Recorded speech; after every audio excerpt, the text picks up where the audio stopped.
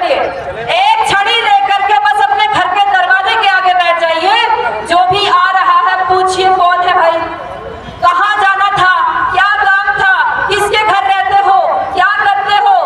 अगर कोई सब्जी बेचने वाला है, आधार कार्ड दिखाओ, कहाँ से आए, किसने परमिशन दी।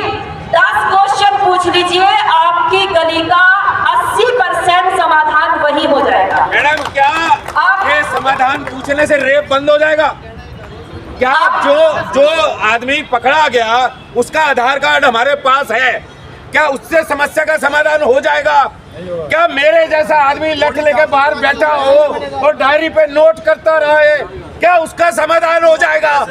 आपने धैर्य बोला, 40 साल से धैर्य रखा है। ये बच्चे कल पैदा हुए थे।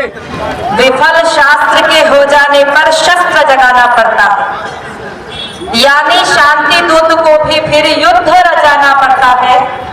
जब अधर्म हो हावी, धर्म सहमा सहमा, तब तब बंसी त्याग कृष्ण को चक्र उठाना पड़ता है।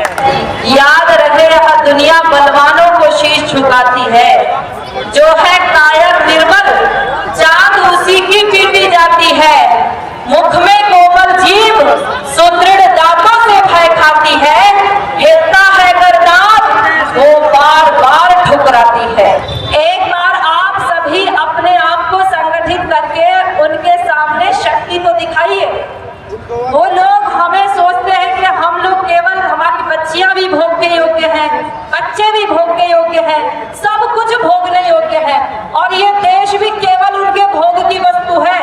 देश से कोई प्यार नहीं है, क्योंकि उनकी गाइडलाइन है, उसको कोई दोष नहीं है। वो गाइडलाइन ऐसी है कि उसमें गाइडलाइन में कह रखा है कि देश कुछ नहीं होता, बस सब कुछ अलग ही होता है। वो दुनिया ही अलग है, और वो अलग दुनिया में कोई और नहीं है, भारत में पैदा हुए हैं। तो सबसे पहला समाधान तो ये है कि आप लोग अपनी शक्ति दिखाइए, और शक्ति दिखा करके उनसे बहुत जल्दी राम नाम बुलवा लीजिए, क्योंकि ज्यादा से देर हो गई और आप लोग चूक गए, हम चूक गए।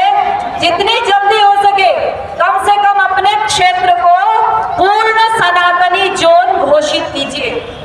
जो आपका क्षेत्र है, जहां भी रह रहे हैं, जितने भी हैं, भाई वो वहां गए थे, पैदा होकर के उनके पूर्वज वहां गए थे, तो यहाँ आ भी सकते हैं। वापसी आने का दरवाजा खुला है।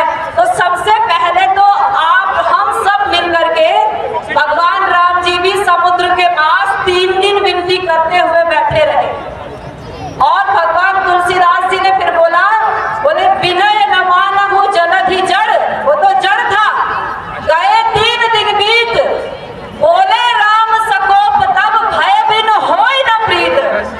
तब समाधान निकलेगा जब आपकी शक्ति दिखाई देगी। नहीं तो हमारी 80 साल की माँ, हमारी 40 साल की बहन, सब टारगेट पर है। और केवल बहन बेटियां नहीं, आप जिस घर में रहते हैं वो टारगेट पर है, आप जिस सोसाइटी में रहते हैं वो टारगेट पर है, आप जिस देश में रहते हैं वो टारगेट पर है। आपके घर के आसपास, आपके घर के अंदर कौन रह रहा है, ये कोई चाइना आकर के बताएगा या फिर भारत वाले देखेंगे? कौन बताएगा भाई? हमारी बच्चियों को बचाने के लिए अमेरिका उतर करके आएगा या हम ही देखेंगे? हम ही देखेंगे। हमारी समस्याओं का समाधान करने इंग्लैंड वाले आएंगे या हमें देखना पड़ेगा? हमें देखना पड़ेगा ना भाई। म्यांमार ने भी कुछ समस्याएं सुलझाई हैं, बहुत सारे देशों ने समस्याएं सुलझाई हैं, तो जो समस्याएं हैं वो हमें खुद ही सुलझानी पड़ेगी।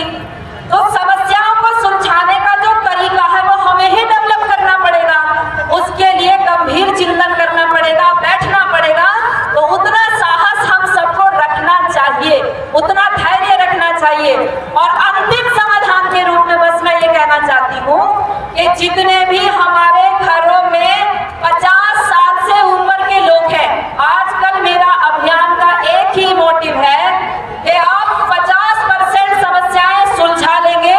जो भी 50 साल की आयु से ऊपर के लोग हो गए हैं, वो अपना एक छड़ी लेकर के, क्योंकि अब आपसे चला नहीं जा रहा है, अपनी एक छड़ी लेकर के कहीं नहीं जाना, केवल अपने दरवाजे के बाहर कुर्सी डाल करके बैठना। कहीं मत जाइए, किसी को सभा में मत